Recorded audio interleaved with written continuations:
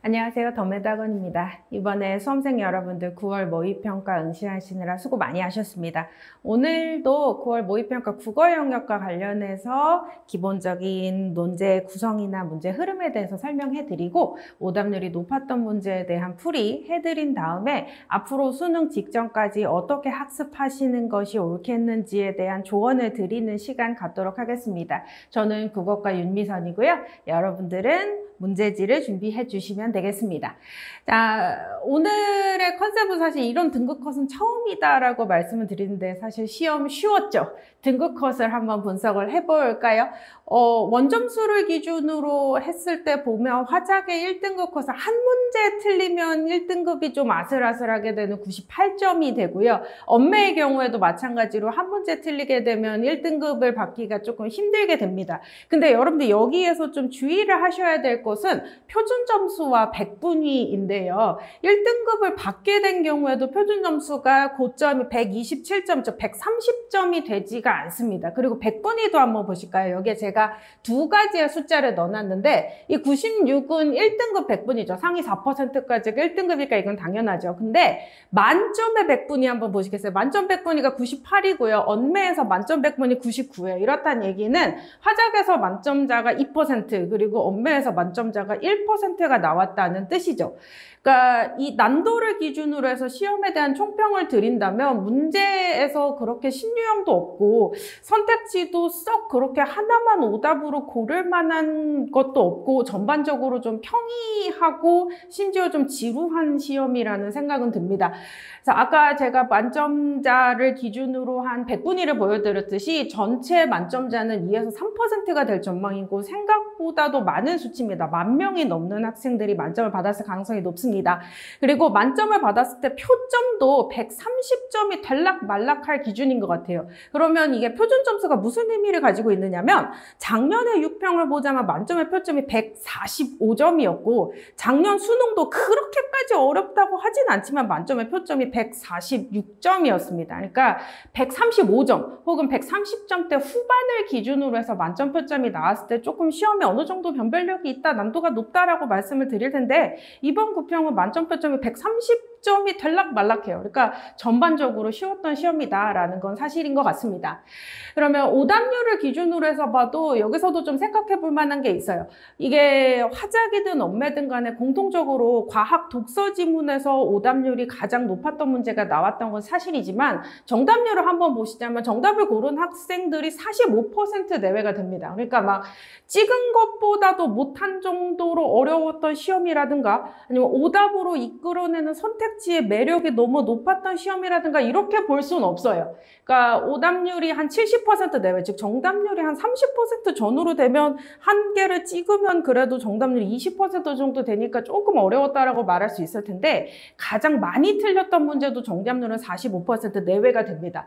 그럼에도 불구하고 좀 생각해 두실 만한 것은 오답률 1등짜리 혹은 2등 안에 선택 과목이 들어가 있다는 것이고요. 또 다른 오답률 안에도 여전히 독서가 들어가 있다는 점을 볼 수 있겠습니다. 정리를 해드리면 어떻게 되냐면 화작에서 오답률이 꽤 나옵니다. 제가 여기서 소개해드리진 않았지만 화작 40번도 오답률 3위 정도 되는, 화작을 선택한 친구들 안에서는 3위 정도 되는 꽤 오답률이 높았던 문제거든요.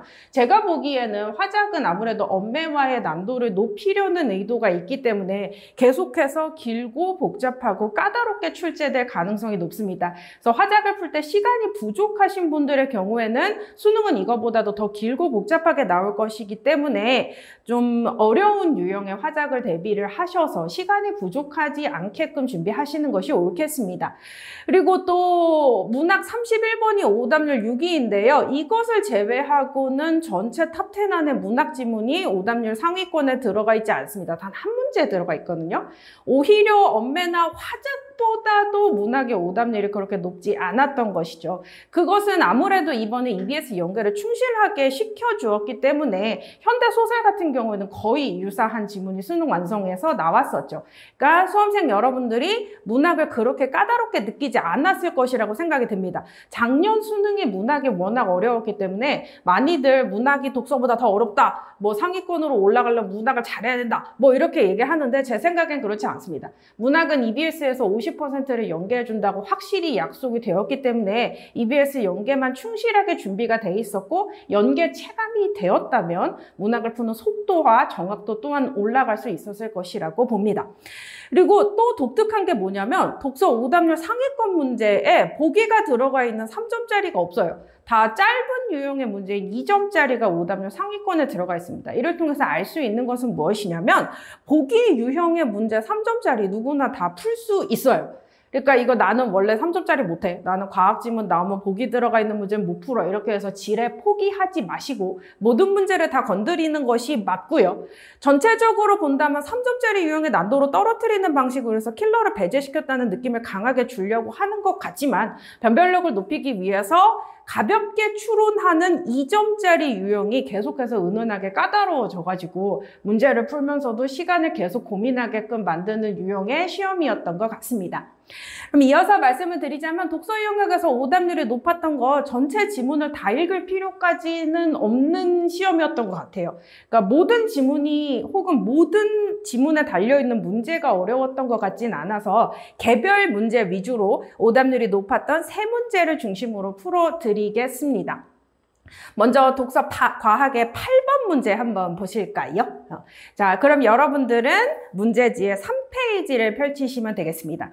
그래서 독서 8번을 풀기 위해서는 이것도 지문 전체를 다 읽을 필요는 없고 지문을 골라가면서 읽을 건데 제가 오늘 여러분들에게 컨셉으로 알려드리고 싶은 것은 빨리 읽기 위한 방법입니다. 그러니까 전체를 꼼꼼하게 읽기보다는 문제를 풀기 위한 수준으로 골라가면서 빨리 읽으시되 정확도를 높이기 위해서는 2단락, 3단락 사이에 있는 내용을 연계하는 훈련을 하실 필요가 있겠습니다.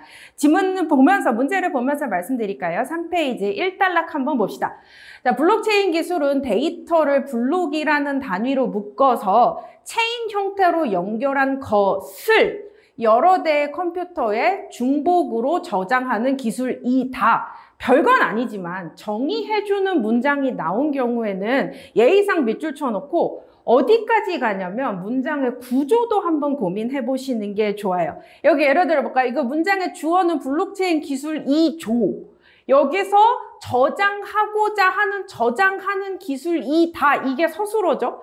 그러면 이 녀석이 저장하고자 하는 대상이 되는 목적어는 뭐예요? 연결한 것을 이렇게 되고 이 연결한 것의 대상은 데이터인 거죠. 그래서 문장을 바꾸자면 데이터를 어디에? 여러 대의 컴퓨터에 어떻게? 중복으로 저장한다. 이렇게 잡아야 되죠. 그럼 블록체인 기술을 위해서는 뭐가 필요해요? 저장의 대상이 되는 데이터가 필요하고요.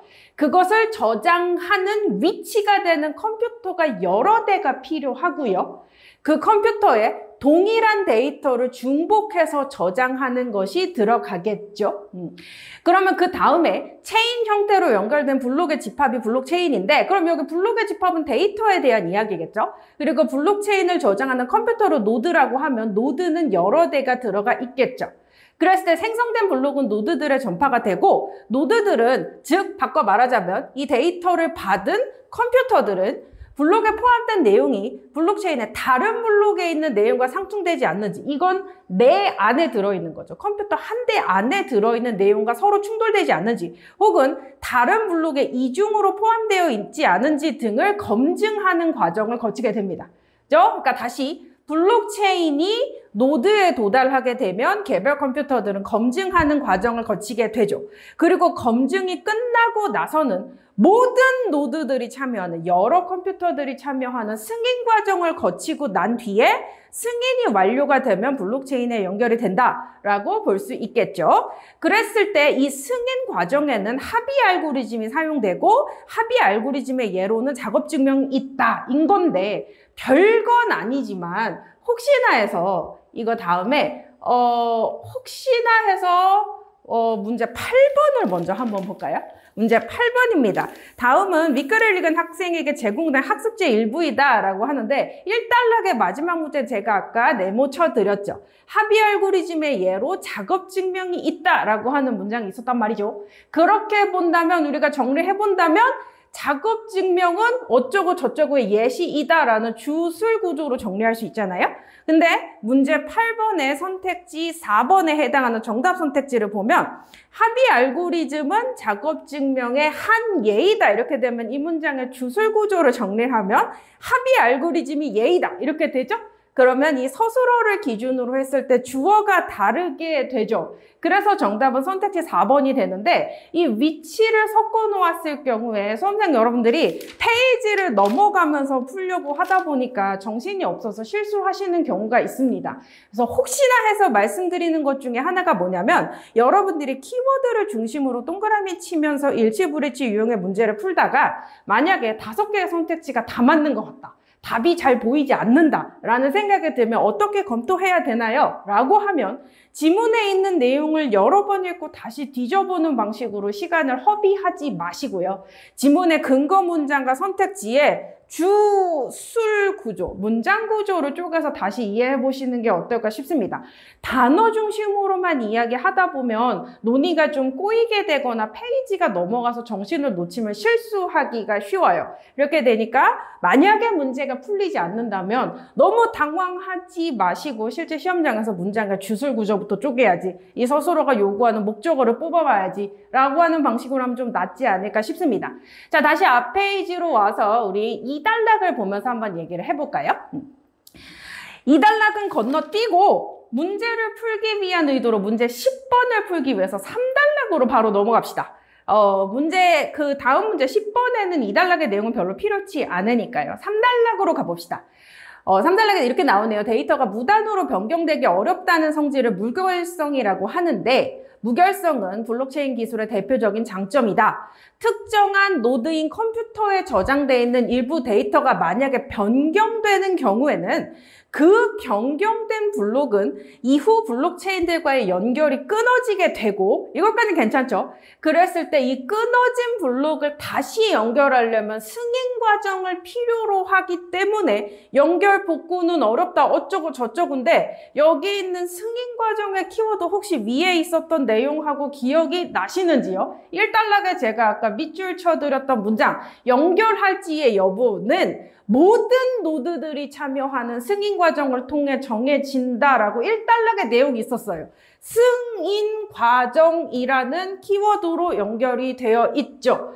그렇다면 얘가 다시 연결하려면 모든 컴퓨터들이 참여해야 되기 때문에 끊어진 내용을 복구하는 것은 어렵다, 이렇게 볼 수 있겠습니다.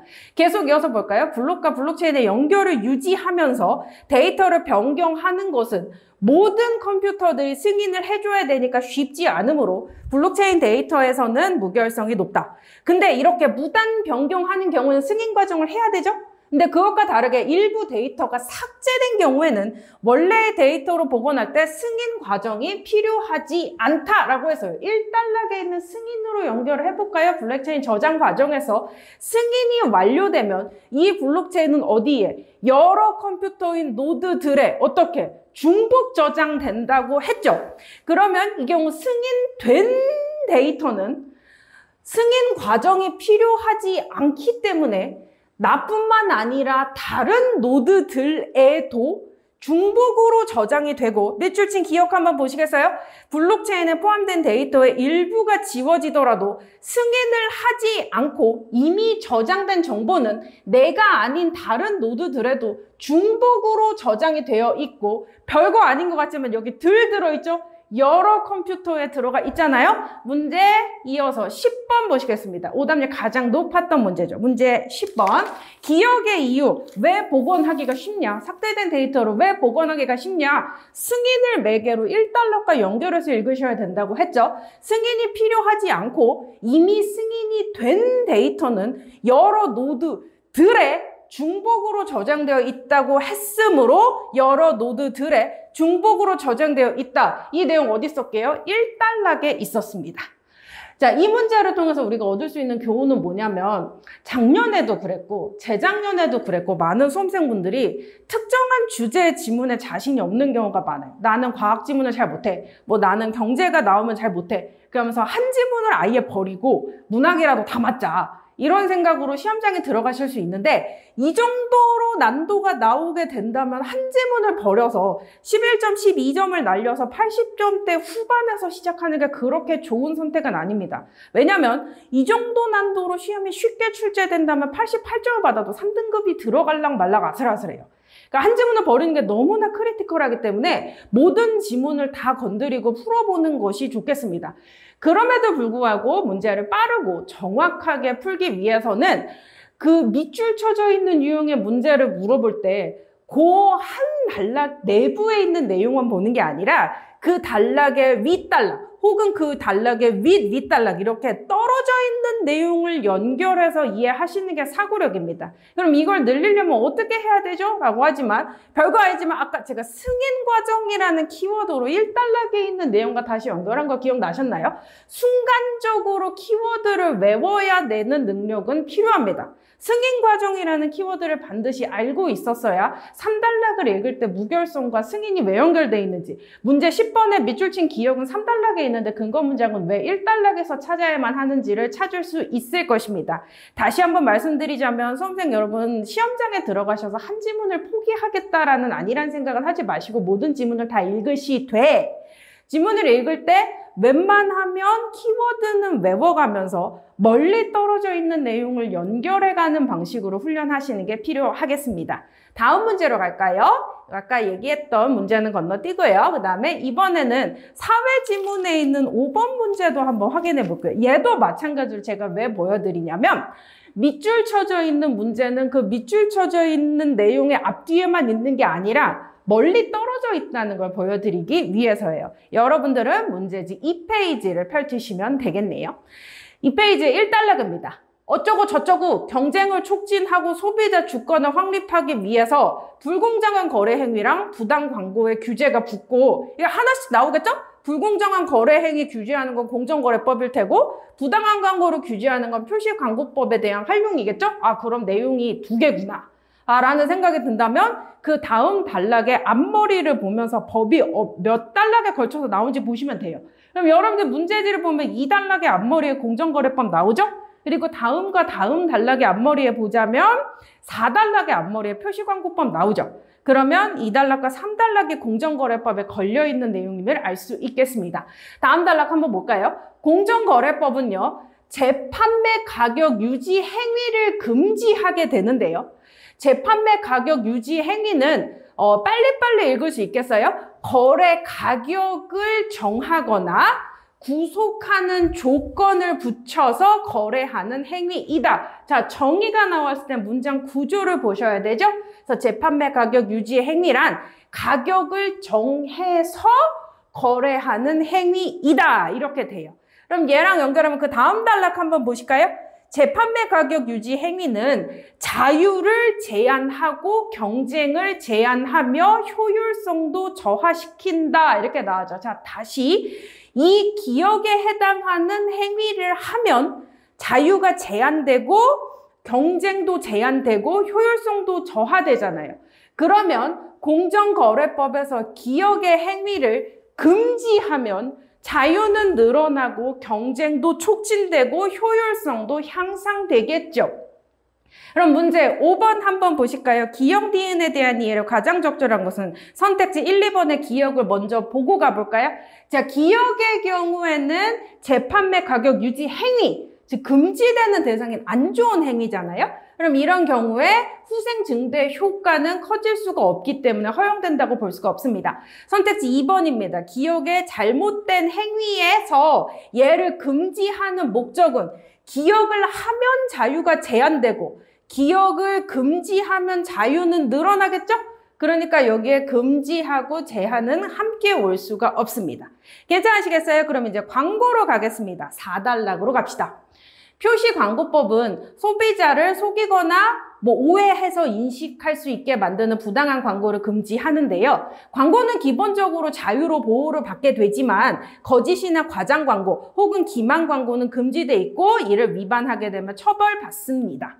다음 단락입니다. 추천 보증과 같은 인터넷 광고가 늘게 되면서 공정거래위원회에서는 이렇게 두 가지의 지침을 정하고 있습니다. 이 경우에 추천 보증은 자 A가 아니라 B 나왔네요. 사업자가 아니라 제3자의 의견. 자 다시 사업자의 자기의 의견이 아니라 제3자의 의견으로 인식되는 표현이 추천 보증이 되겠죠. 그럼 여기에 해당하는 제3자들이 만약에 그냥 소비자라면 경험적 사실일 테고 이게 만약에 전문가라면 전문적 판단이겠죠. 어쨌든 간에 이게 인터넷 광고를 할 때 추천 보증의 경우에는 사업자 자기의 의견이 아니라 제3자의 의견으로 인식되는 광고인 경우이고 이런 경우에는 대가를 지급받는 등의 경제적 관계가 있다면 이를 분명하게 보여주어야 합니다. 별건 아니지만 바로 다음 단락으로 넘어갑니다. 다음 단락의 첫째 문장 위에 두 심사 지침에서 말하는 여기 심사 지침 뭐더라 기억나시나요? 그 윗단락에 있었던 추천 보증 광고 심사 지침과 인터넷 광고 심사 지침이 있죠. 그러니까 여기 5단락의 내용과 4단락의 내용은 강하게 연결되어 있습니다. 제가 일부러 문장을 쓰다가 잘라놨는데 밑줄 친 니은에 있는 이용 후기 광고의 내용은 뭐겠어요? 그 앞단락에 있었던 제3자의 의견 중에 경험적 사실이겠죠.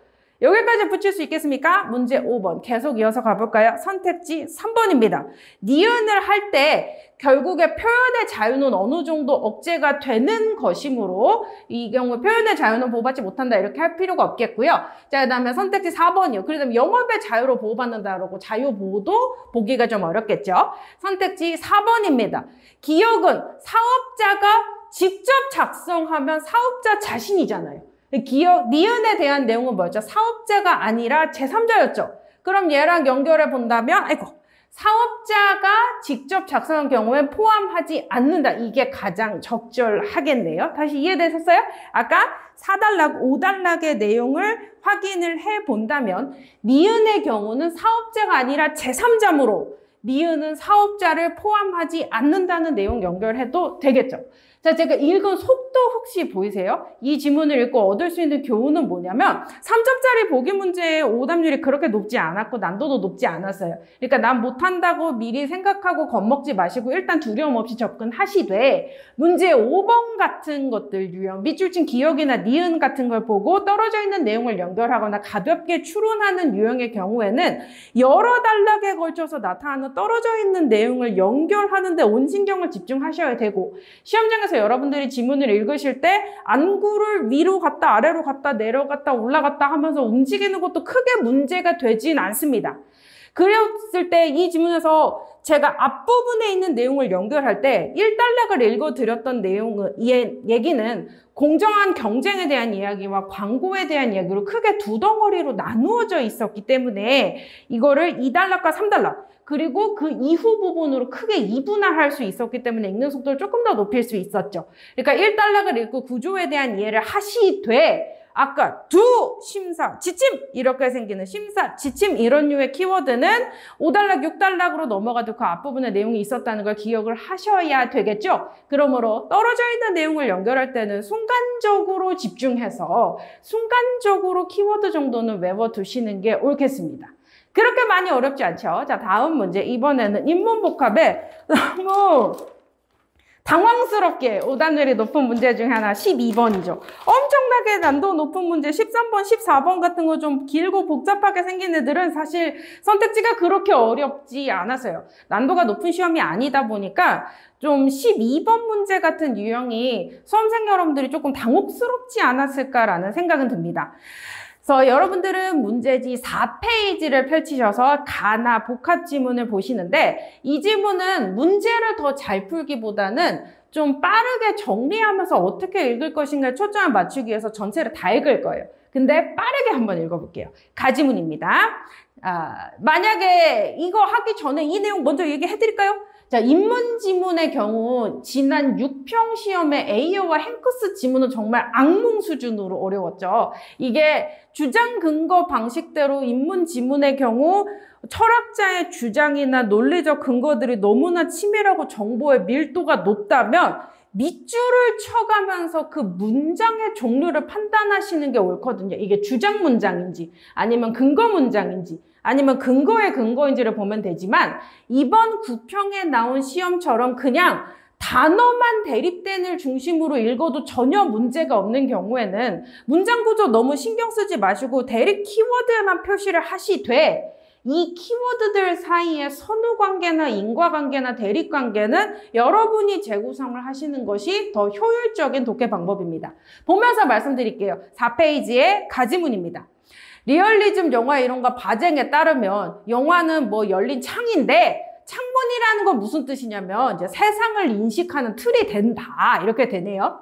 영화가 담아내고자 하는 현실에 대한 내용은 미결정의 상태이다. 이것만 잡아두면 될 것 같아요. 다시 바쟁의 경우에는 영화가 현실은 연속적이고 결정되어 있지 않음을 그대로 드러내야 하기 때문에 창문이라고 보는 거죠. 내용을 다시 확장시켜 본다면 바쟁이 보기에 영화가 창문인 이유는 그대로 드러내야 되는 유리창과 비슷해야 되기 때문이고 이 경우에 창문이 보여주고자 하는 세상의 속성은 연속적으로 이루어져 있고 결정되지 않았다라고 정리할 수 있겠네요. 다음 단락입니다.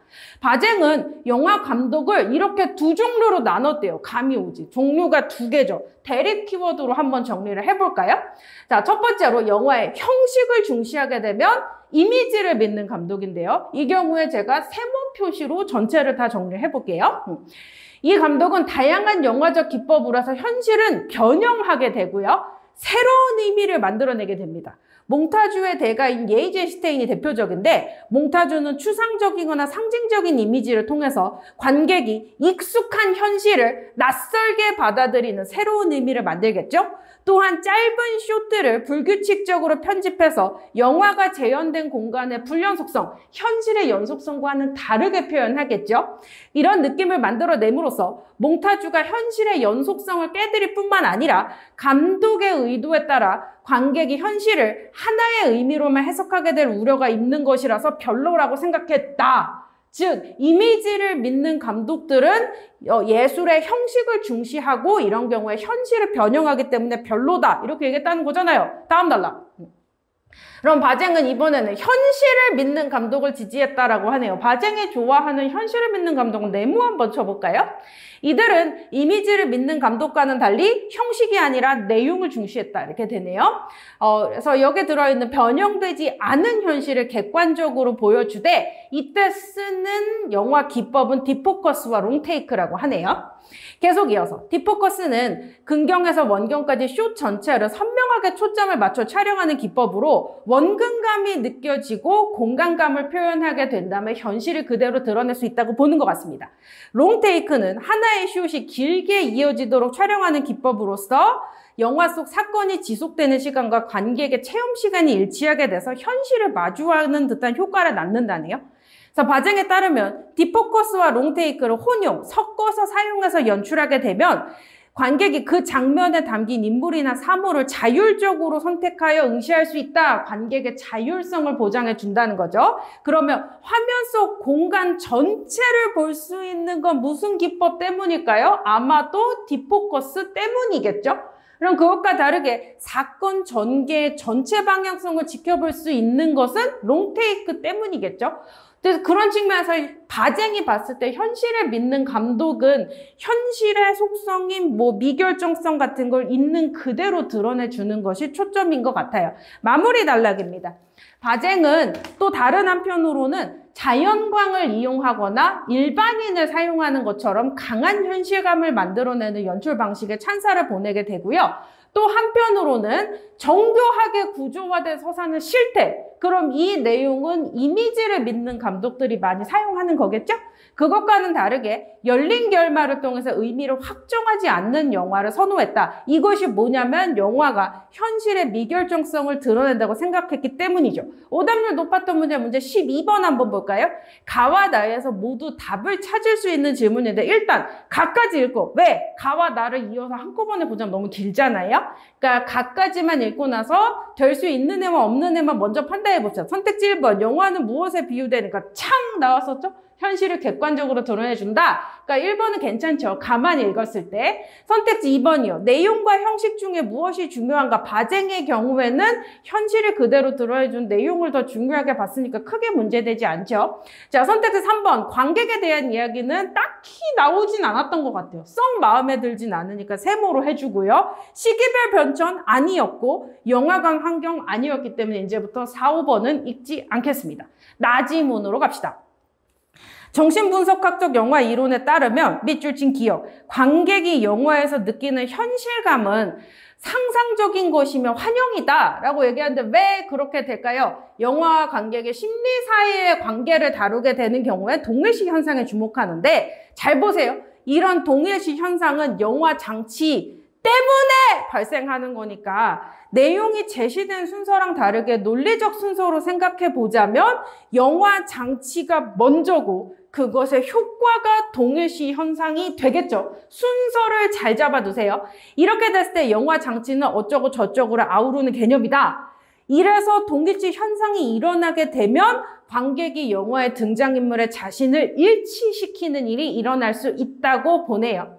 이런 것들은 극영화뿐 아니라 다큐멘터리 영화에서도 발생하게 되는데 문제는 뭐냐면 등장인물과 관객을 동일시를 시키고자 하지만 그 인물과 사물은 사실은 영화관 안에는 존재하지 않기 때문에 걔네들 사이에 부재를 채우는 역할이 관객의 몫인데 관객은 그때 상상적 작업을 사용을 하게 된다는 거죠. 자, 정리! 그러므로 허구적 세계인 영화 세계와 현실 사이의 간극을 없애는 것은 상상이고 그게 마지막 문장에 보면 일종의 꿈과 같은 상상이 몽상이라고 했죠? 그렇게 된다면 맨 앞문장에 있었던 환영이 왜 연결되냐면 관객이 영화의 자신을 동일시하는 과정에서 현재 존재하지 않는 것과 일치시키는 과정에 상상이 개입되기 때문에 환영이라고 볼 수 있겠죠. 혹시나 해서 문제 15번 한번 볼까요? 페이지가 넘어가 있어서 혹시나 해서 실수하시는 분들이 많은데 기억의 이유로 가장 적절한 것은으로 연결할 때에도 상상이다, 뭐 간극을 채운다 이런 것들인데 논리 순서 한번 생각해 보세요. 이렇게 돼서 동일시가 일어나는 경우에 제일 먼저 해야 되는 게 뭐였죠? 영화 장치로 인해 이렇게 연결이 되죠. 그러므로 정답은 순서상 1번으로 가시는 게 옳겠습니다. 이 경우에는 지문 안에 들어가 있는 한 단락 내부에 있는 내용들 간의 선후 관계와 순서를 잡는 게 중요했던 문제 같아요. 괜찮으시겠어요? 자, 그 다음으로 가봅시다. 5페이지에 있는 나지문의 2단락입니다. 얘도 그렇게 어렵진 않아요. 영화 이론에 따르면 관객의 시점은 카메라 시점과 동일시된다. 뭔가 동일시에 대한 내용이 계속 나오는군 이렇게 생각하시면 되겠죠. 그래서 관객이 영화를 볼 때 그 시선은 카메라에 의해서 이미 규정이 되어 있고 슬래시 하시면 되네요. 내용이 달라지네요. 영화는 촬영과 편집 과정에서 일단 선택과 배제가 이루어지지만 관객은 그것을 알지 못하기 때문에 사실은 관객이 보는 영화의 세계는 인위적으로 만들어진 세계이다. 그럼 여기 인위성에 들어가 있는 것이 카메라에 의해 규정된 시선과 촬영과 편집 과정을 거쳤다는 이야기이죠? 여기까지 괜찮겠어요? 마지막 달라 봅시다. 영화관의 환경은 관객이 영화가 사실은 상상에 기반한 허구임을 인식하기가 어렵게 만든다. 그래서 영화에 몰입한 관객은 플라톤이 말한 동굴 속의 죄수처럼 허구적인 세계를 현실이라고 착각할 때 영화는 꿈에 빗대지게 됩니다. 결론! 이 정신분석학적 영화 이론은 영화가 은폐하고 있는 특정한 이념을 관객이 받아들일 위험이 있게 된다. 다른 한편으로 보자면 영화가 환영임, 즉 영화는 현실과는 다른, 영화는 상상의 결과물임을 폭로할 수 있는 대안적인 영화를 이야기를 하는 것이죠. 그러므로 이 관점에서 제시문 나에서 정신분석학적 영화 이론에서는 현재 존재하는 영화가 관객을 이렇게 착각하게 만드는 측면에서 부정적이고 아직 설명하진 않았지만 대안적인 영화가 필요할 것이다. 그럼 그 대안적인 영화가 뭔데? 라고 하면 영화가 거짓임을 스스로 말할 수 있는 설정에 담겨있는 영화겠지만 지문에는 나오지 않았죠. 그러므로 나지문 전체 주제로 보자면 현재 존재하는 영화가 비판적이다. 현재 존재하는 영화에 대한 비판적인 관점이 내재돼 있다 정도까지는 볼 수 있을 것 같아요. 문제 12번 한번 가볼까요? 자, 4, 5번은 보지 않겠다고 했죠. 자, 선택지 1번. 영화는 무엇에 비유될 수 있는가? 뭐 동굴의 비유도 나왔고 꿈에 빗대진다. 몽상이다. 이런 거 괜찮죠. 정답은 1번 가시면 되겠고요. 자, 선택지 2번. 영화의 내용과 형식 중 무엇이 중요한가? 이것 좀 여러분들 고민할 수 있어요. 나지문에서 현재 존재하는 영화들은 영화 장치니까 형식이 더 중요하다고 말한 것 아닌가라고 하기에는 정신분석학적 영화 이론에서는 현재 형식 중심의 영화가 관객들로 하여금 허구를 착각하게 만들고 대안적 영화가 필요하다고 했으니까 지금 영화들이 이걸 중심으로 구성되는 건 맞지만 그게 중요하고 좋다고 판단하기는 어렵습니다. 더 좋은 선택지 1번이 있기 때문에 제 생각엔 1번은 고르시는 게 맞는 것 같고요. 선택지 3번. 영화에서 관객의 심리는 어떻게 반영되는가? 심리가 영화에 반영되는 것이 아니라 나지면에 의하면 감독의 의도가 관객에게 전달되는 것이죠. 방향성이 맞지 않으므로 선택지 3번은 틀렸다고 볼 수 있겠습니다. 자, 이 가나복합 문제를 읽고 생각보다 되게 빨리 읽고 빨리 풀었죠. 교훈을 얻게 된다면 문제 16번 같은 유형의 이제 줄글이 더 달려있는 3점짜리 문제 또한 어렵지 않고 또 여러분들 충분히 접근할 수 있습니다. 포기하지 마세요. 그래서 여러분들이 저번에 6평에 봤을 때 에이어와 행크스의 경우에는 특히나 에이어 지문에서 주장과 근거 구조가 너무나 섬세하고 치밀했기 때문에 깊게 고민할 필요가 있겠지만 이번 지문의 경우에는 특히 가지문은 이미지냐 현실이냐 이렇게 키워드 2개로 나눠놓고 그냥 접근하시면 될 것 같아요. 그럼 어떻게 해야 되느냐? 빨리 읽어야 되고 빨리 읽으려면 어떻게 된다고? 키워드를 그냥 외워버리셔야 돼요. 그러면 나는 이런 거 다음 단락 읽으면 앞 단락에 있는 내용을 다 까먹어요. 나는 나지문을 읽으면 가지문에 있는 내용이 전혀 생각나질 않아요. 어떡하죠? 어떻게? 훈련을 해야지. 그죠? 그러면 순간적인 기억력이 반드시 전제되어야 하고 그러려면 여러분들이 평소에 공부하실 때 단락 중심 내용을 뽑고 다시 보지 말고 그냥 머릿속에 외워놓고 푸는 방식으로 사고력을 확장시키는 연습을 하는 게 좋을 것 같습니다. 자, 그렇다면 제가 추가로 독서 유형에서 조금 더 어려운 말씀을 드리고 싶어요. 글자가 잘 안 보이는데 안 보여도 괜찮습니다. 제가 드리고 싶은 내용 2가지가 있는데요. 자, 첫 번째로 그 당해 년도에 도입된 신유형은 반드시 출제됩니다. 작년의 사례를 보여드릴게요. 요게 요렇게 생긴 15번이 작년 9평 15번이었고 요렇게 생긴 15번은 작년 수능 15번이었거든요. 기출문제 충실히 공부한 친구들이라면 보면 아실 텐데 기억, 니은, 디귿, 리을 주고 누구는 어디에 동의하고 어디에 동의하지 않겠군 이렇게 생긴 유형의 문제가 작년에 처음 나왔어요. 수험생들이 좀 당황스러웠죠. 그래서 아이고 이거 다 선택해야 되는가 복잡하구나 이렇게 생각했는데 아니나 다를까 문항 번호도 보기의 구성도 선택지의 구조도 완전히 똑같은 문제가 작년 수능에 출제됐습니다. 그렇다면 어떻게 생각하면 되느냐? 올해 6월이나 9월에 나왔던 신유형은 수능에서 한번 써먹겠다는 얘기구나. 이렇게 생각하시면 되겠죠?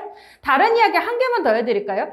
그런데 작년 수능이 조금 어렵고 표점이 좀 높고 좀 당황스러웠던 이유는 모평에는 나오지 않았었던 수능만의 신유형도 있었기 때문입니다. 이런 게 좀 리트 문제를 보신 분들은 괜찮을 텐데 작년 수능 경마식 보도 지문에서 A와 B의 대립된 관점에 대해서 어쩌고 저쩌고 근거를 보이면 A의 입장은 강화되겠군, 약화되겠군 이렇게 주장에 해당하는 근거를 바탕으로 주장의 같은 편이나 반대편이나 판단하는 문제가 보기가 딸려져 있지 않고 오직 추론만 하는 유형으로 3점짜리가 출제됐고 거의 대부분의 수험생들이 낚였죠. 이건 수능에서만 나왔던 신유형입니다. 그렇다면 어떤 결론을 얻을 수 있겠느냐? 이번 구평에는 이렇다 할 만한 좋은 유형의 문제가 없어요. 그럼 올해 수능에서 뭐가 나올 것이냐? 6평에 있는 신유형을 신경 쓰셔야 되겠죠? 가나복합 지문에 14번, 2번 6평의 에이오와 행크스 지문에 나왔던 14번 쟁점을 바탕으로 해서 옳다, 옳지 않다, 옳다, 옳지 않다 이런 걸 판단하는 쟁점 분석하는 유형이 신유형이었고 이 유형은 수능에 출제될 가능성이 높고 사실 6평에서 오답률도 높았어요.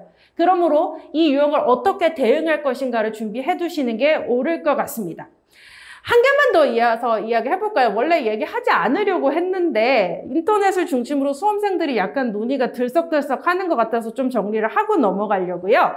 현대시 EBS 연계지문의 경우에 24번의 선택지 2번이 출제 오류라서 뭐 행정소송을 해야 된다 어쩐다라고 하는 논의가 나오는 것 같은데 제 생각에는 이 이의제기는 받아들여지지 않을 것 같거든요. 그러니까 우리는 평가원이 문제를 잘 냈다, 잘못됐다, 뭐 이렇게 하면 된다, 안 된다라고 비판하는 게 목적이 아니라 실제로 수능을 잘 보는 게 목적이잖아요. 그래서 이 문제를 통해서 수능을 대비할 때 어떤 마인드셋을 가져야 되는지를 간단하게 소개를 해드리고 싶습니다. 8페이지의 가지문의 현대시 백석의 북방에서 정형훈에게 작품을 한번 보겠습니다. 8페이지 가지문입니다. 아득한 옛날에 나는 떠났다. 시적 상황. 부여 숙신 발에 여진 요 금을 홍안령을 음상을 아무르르 순가리를 그 부여 있던 지역이니까 아마 북간도 지역이겠죠. 9페이지 문제 24번의 선택지 1번 한번 볼까요? 밑줄 친 기역에서는 여러 민족 오케이 부여 숙신 발에 여진 요 금 이렇게 되죠.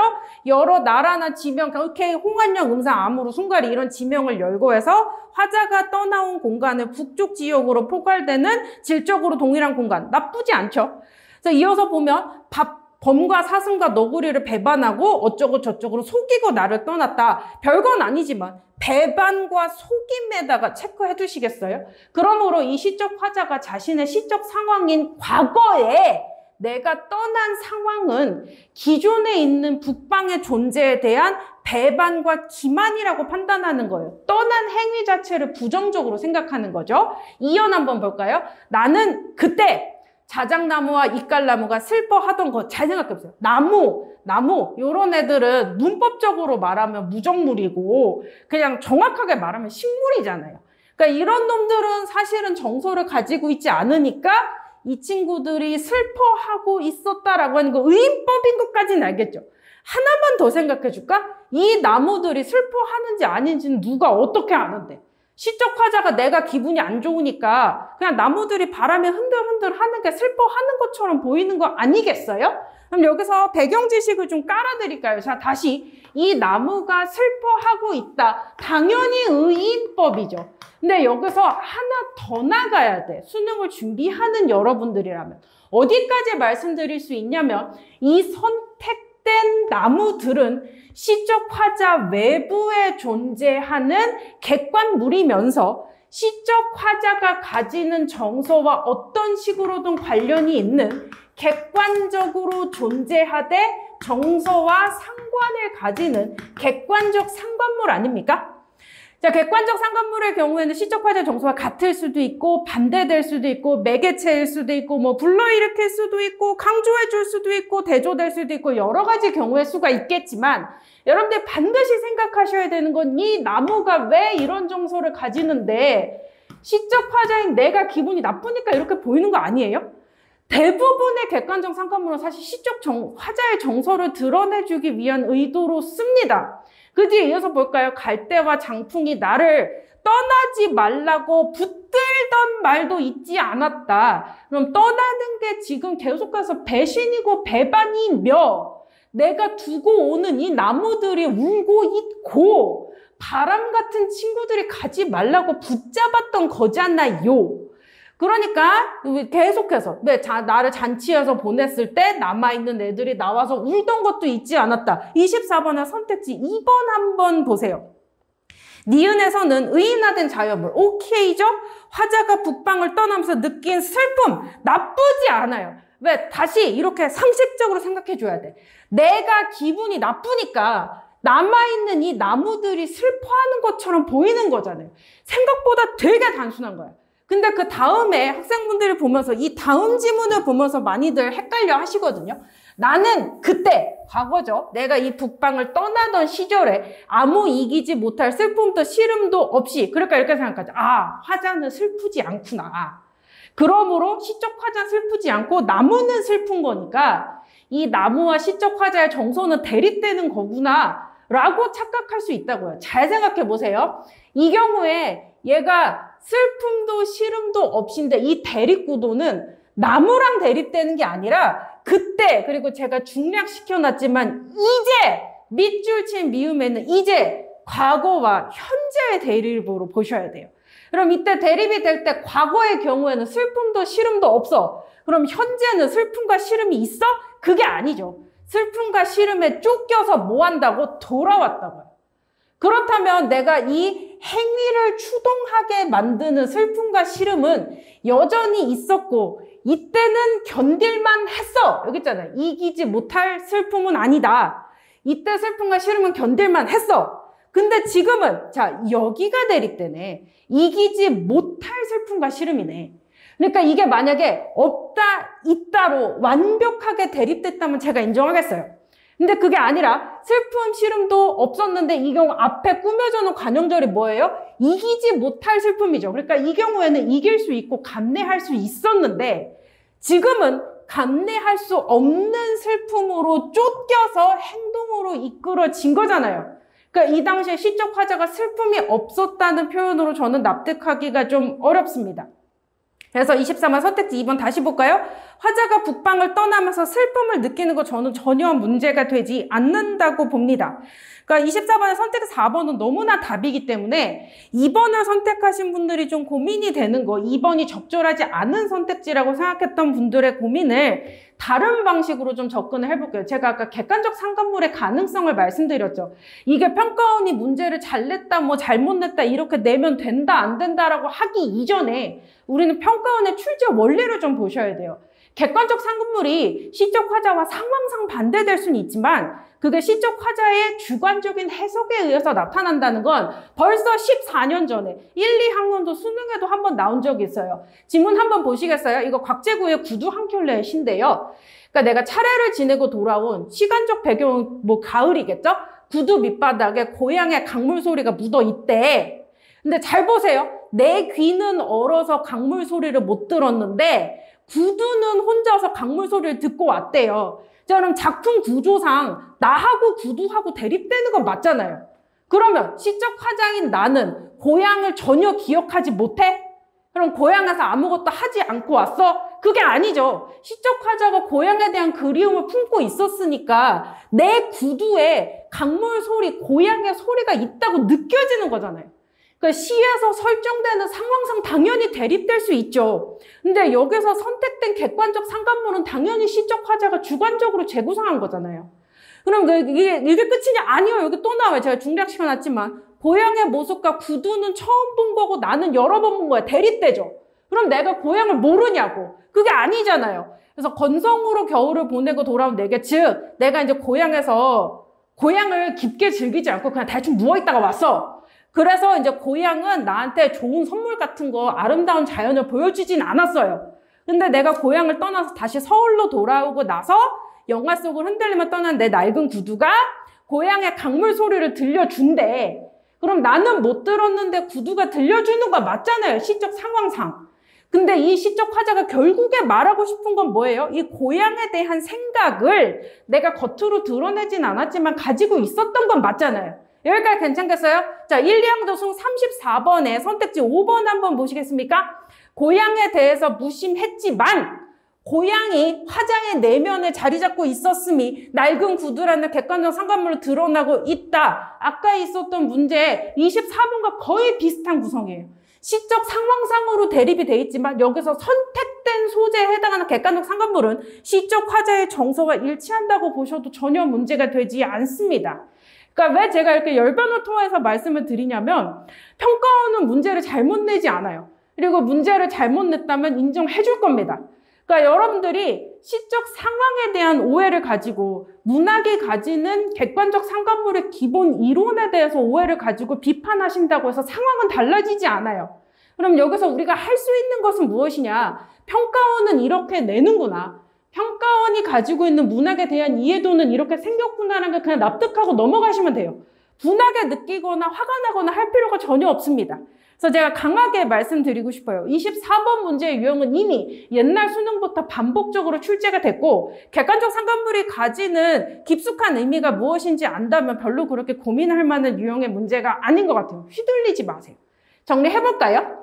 그럼 이제 여러분들이 앞으로 어떤 방향으로 공부하셔야 되는지에 대한 이야기를 간단하게 해드리고 싶습니다. 9평 풀어보셨으면 알겠지만 90점대에 들어왔던 친구들도 3등급이 될까 말까 엄청나게 아슬아슬해지는 너무나 쉬운 수능이었죠. 그러므로 그 이후에 나오게 될 올해 수능이 이거보다 훨씬 어려울 것은 뭐 누구나 알 것이니까 더 말씀드리지 않아야 될 것 같고요. 제가 보기엔 이런 생각이 들어요. 9평을 왜 이렇게 쉽게 냈느냐? 라고 하면 사회와 여러 사람들에게 수능이 쉽게 나오면 정말 큰일 난다는 걸 알려주기 위한 의도로 정말 의도적으로 쉽게 낸 게 아닌가 싶어요. 그래서 9평이 쉬워서 수험생들이 너무나 다 혼란에 빠졌기 때문에 올해 수능은 정말 어렵게 나올 정당성을 획득하게 됐습니다.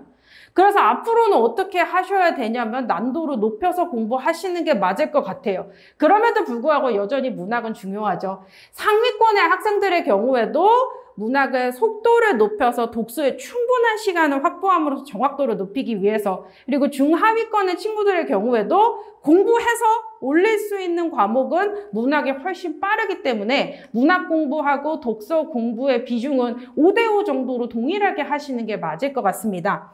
그리고 우리가 해야 되는 거 그냥 순리대로 하시면 돼요. 읽어보면 알겠지만 이번에 9평에서 현대소설도 EBS 수능 완성 연계 충실하게 해줬죠? 그러니까 EBS의 연계 공부 충실히 하시되 작년 수능에 뭐 현대소설 뭐 할매 어쩌고 저쩌고 뭐 이런 거 어려운 거 나왔던 거 생각해보면 비연계도 고려를 하시되 난도가 높은 문제를 풀어보시는 게 맞는 것 같아요. 그러니까 문학은 뭐 제가 이거 해라 저거 해 여러 가지 말씀드리지만 사실 그냥 해야 되는 거 이치에 따라서 하시면 돼요. EBS 연계 공부 해두고 연계 안 되는 작품도 절반 나올 테니까 어려운 문제집에 있는 문제도 풀어보시고 수능 보기 직전에는 제가 아까 1, 2 수능 문제도 보여드렸죠. 평가원서 원하는 문학 작품의 원리는 있습니다. 그러므로 기출문제를 보면서 문학 선택지에 나오게 되는 원리를 파악을 해두는 방식으로 복습을 하시는 게 좋겠네요. 그러면 뭐 독서가 어떻게 될 거냐, 문학이 어떻게 될 거냐, 제가 이거 하나 해두고 싶어요. 여러 사람이 여러 가지 이야기를 하겠죠. 근데 저는 순리대로 공부하는 게 맞는 것 같아요. 상식적으로 문학이 독서보다 어려울 수가 없습니다. 이번에 9평에 이렇게 쉬운 시험이었다고 해도 차라리 화작이나 엄매에서 오답률 상위권이 나오지 문학이 5위권에 들어가진 않거든요. 그러므로 상위권의 핵심은 여전히 독서가 되고요. 수능 시험장에 가면 아까 말씀드렸죠. 반드시 신유형은 나올 겁니다. 그리고 이번에 6평에 뭐 자신이 없었던 쟁점 잡는 유형의 신유형 나올 수도 있어요. 그랬을 때 말리면 안 돼. 내가 이 유형에 자신이 없었는데 뭐 읽혔는데 잘 안 돼. 뭐 이상하게 글자가 둥둥 뜨고 이해가 안 돼. 이런 식으로 멘탈이 털릴 수는 있겠죠. 그럼 그거를 방지해야 되잖아요. 그러니까 여러분 1년 내내 열심히 공부했어도 수능 시험장에 들어가서 한 8시 한 45분부터 오늘 집중 안 되는데? 뭐 이렇게 그럼 한 번 더 할 거냐? 그럴 수 없잖아요. 그러니까 이제 멘탈을 강인하게 하기 위해서는 최고난도 연습도 해두시는 게 맞을 것 같아요.